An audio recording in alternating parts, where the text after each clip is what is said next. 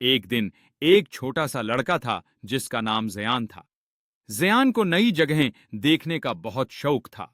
एक दिन वो अपने गांव के करीब एक पुरानी और अंधेरी सरंग के पास गया।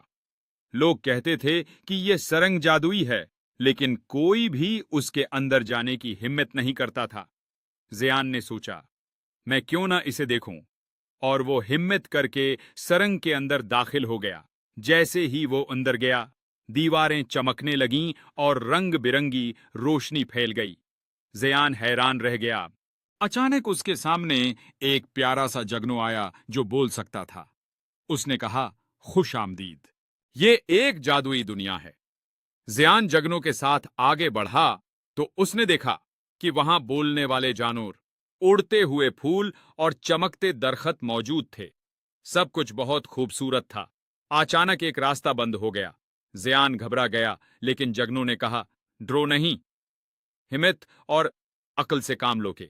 ज़यान ने गौर किया और एक छुपा हुआ रास्ता ढूंढ लिया। आखिरकार वो सरंग के दूसरे सरे तक पहुंच गया, जहां एक रोशन और खूबसूरत बाग था। ज़यान ने खुश होकर कहा, यह तो सबसे हैरत अंगेज सफर था। जब वो वापस आया तो उसने सबको बताया कि हिम्मत और तजस्सुस इंसान को नई दुनिया दिखाते हैं। सबक हिम्मत और जुस्तजू से हम नई और हैरत अंगेज चीजें सीख सकते हैं।